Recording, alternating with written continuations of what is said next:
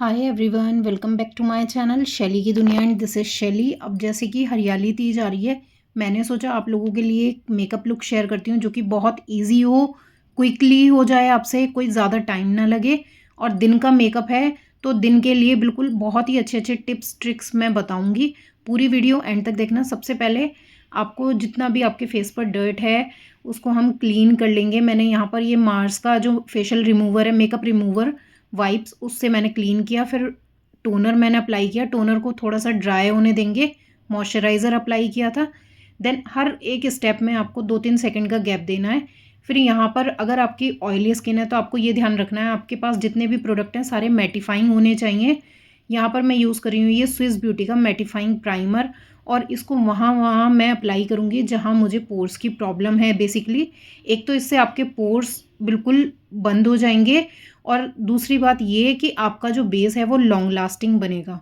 और अब next step आता है हमारा करेक्शन करना। करेक्शन करना देखिए बहुत ज़रूरी है, क्योंकि मोस्टली 99% या 95% आप ले लीजिए कि हर किसी के फेस पर ये पिगमेंटेशन डार्क स्पॉट्स हो जाती हैं एक टाइम के बाद।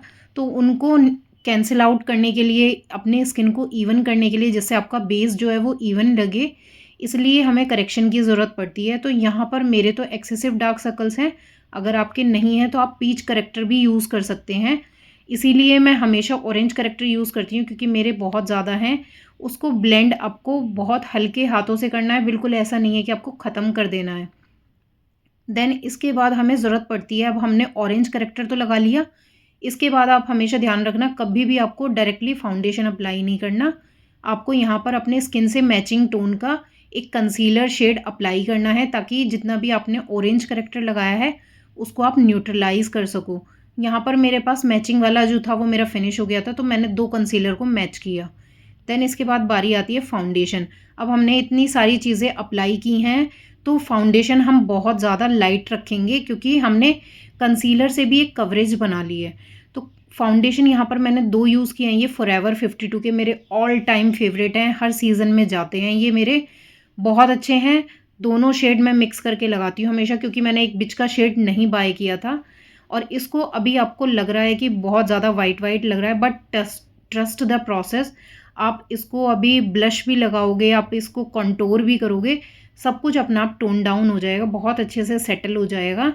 ये देखिए, बट आपको ध्यान रखना है कि आपको कभी भी स्टार्टिंग में बहुत ज़्यादा एक्सेसिव प्रोडक्ट नहीं लगाना है। एक्सेसिव को लगा लोगे तो वो उसको कवर अप करने में बहुत मुश्किल हो जाएगा। थोड़ा थोड़ा करके लगाइए, कम लगता है और अप्लाई कर सकते हो, बट थोड़ा ही करके लगाना है।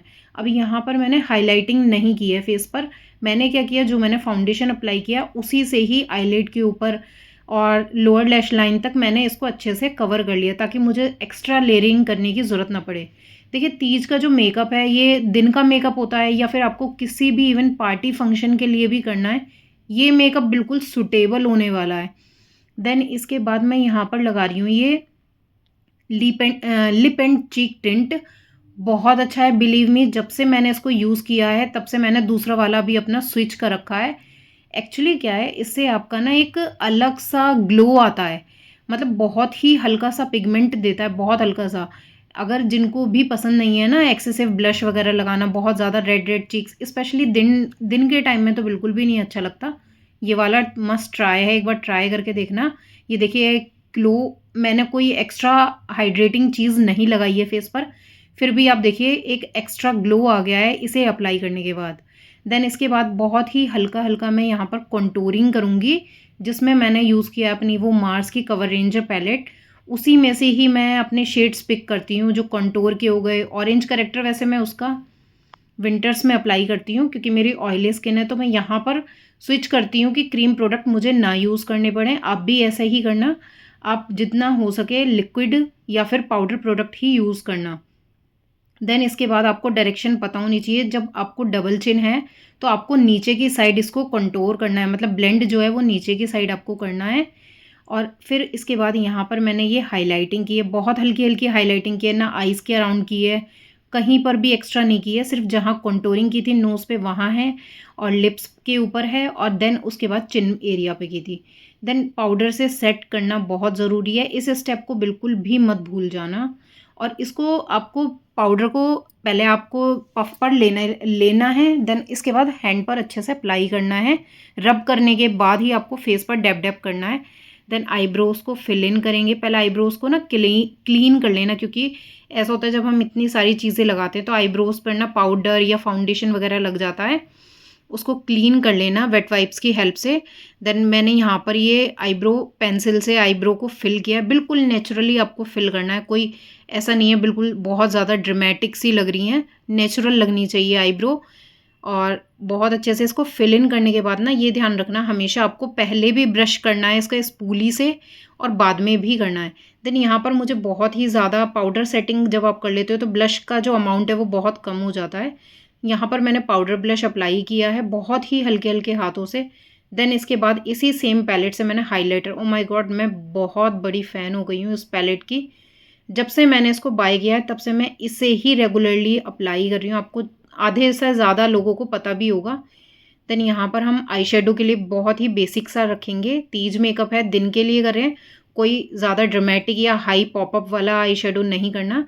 सिंपली मैंने 2 शेड्स मिक्स करके पिंक के उठाए थे और ये मार्स की मैंने बहुत ही हैंडी पैलेट यूज़ की है। यहाँ पर इसको अच्छे से मैंने पहले आउटर वी पे अप्लाई किया, फिर ऊपर ओवर द लिड मैंने इसको अप्लाई किया।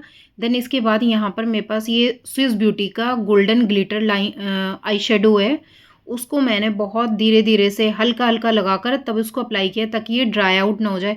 अदरवाइज़ क्या होगा, आप एक जगह आप सारी जगह इसको फैला दोगे तो ये ड्राई हो जाएगा, एक जगह पैच पड़ जाएगा वो। तो मैं बहुत थोड़ा थोड़ा अप्लाई करके ना उसको हाथों की फिंगर की हेल्प से ना उसको मर्ज कर रही थी, बहुत अच्छे से इसको ब्लेंड कर रही थी। बहुत ही इवन सा फिनिश, नेचुरल सा लुक आया था, इतना बढ़िया लग रहा था। अगर आपके पास कोई भी ग्लिटर लाइनर आई शेडो वगैरह नहीं है ना तो ये वाला शेड ज़रूर बाय करके रख लेना। देन इसके बाद स्विस ब्यूटी की मैं जो हमेशा जेल लाइनर यूज़ करती हूँ, वही जेल लाइनर से मैंने यहाँ पर बहुत ही हल्का हल्का सा पतला सा मैंने लाइनर लगाया है। और आप देखना इसी के पीछे आपको एक एंगुलर ब्रश भी मिलता है। एंगुलर ब्रश की हेल्प से मैंने इसको थोड़ा सा स्मज वाला लुक दिया है, थोड़ा सा स्मोकी इफेक्ट दे दिया मैंने इसमें। मतलब ऐसा नहीं है मैंने कोई विंग वगैरह नहीं लगाया, इसी को ही मैंने थोड़ा सा स्मोकी इफेक्ट दे दिया। कितना सुंदर लग रहा है, बहुत प्यारा आई शेडो लग रहा है। इसी तरीके का आई शेडो आप डे में भी नाइट में भी कर सकते हैं। उसके बाद लोअर लैश लाइन पर भी सेम शेड अप्लाई किया, लैशेज़ लगाई। देन लिप शेड अप्लाई किया, लिप ग्लॉस भी मैंने इसको लगाया है क्योंकि बहुत ज़्यादा ड्राई सा लग रहा था, हल्का सा फिनिश देने के लिए। देन इसके बाद मैंने ना ये छोटी वाली बिंदी लगा कर देखी थी, आप मुझे कमेंट सेक्शन में बताना छोटी ज़्यादा सही लग रही थी या थोड़ी सी ये बड़ी साइज़ की फिर मैंने अप्लाई की थी, या ये अच्छी लग रही है, बताना मुझे। और देखो मैं जल्दी जल्दी में मेकअप फिक्सर ही लगाना भूल गई, बट अब मेरे को जिस टाइम मैं वॉइस ओवर दे रही हूँ 3 से 4 घंटे हो गए हैं और इस मेकअप को बिल्कुल भी नहीं बहा है, ये बिल्कुल भी नहीं। इसके लिए ज़रूरी है कि आपने पाउडर सेटिंग वगैरह अच्छे से की हो। और देखिए यहाँ पर मेरा मेकअप जो है वो डन हो चुका है। बैंगल्स वगैरह मैंने पहन ली हैं, वैसे तो बिना ज्वेलरी के भी आप देखिए कितना सुंदर लग रहा है, बट अगर आप तीज का मेकअप कर रहे हैं तो ज्वेलरी मस्ट है। तो ज्वेलरी मैंने अब फटाफट से पहनी आई, मैं ऑफ कैमरा मैंने इसको पहन ली और यहाँ पर हमारा ये लुक कंप्लीट होता है। सिंदूर वगैरह अप्लाई कर लिया है मैंने। अच्छा, आपको ज्वेलरी का लिंक या बैंगल्स का लिंक चाहिए तो आप मुझे कमेंट सेक्शन में ज़रूर बताना। सभी मेकअप प्रोडक्ट के लिंक आपको डिस्क्रिप्शन बॉक्स में मिल जाएंगे। बाकी ज्वेलरी वगैरह का लिंक चाहिए तो मैं कमेंट सेक्शन में दे दूँगी। Bye bye.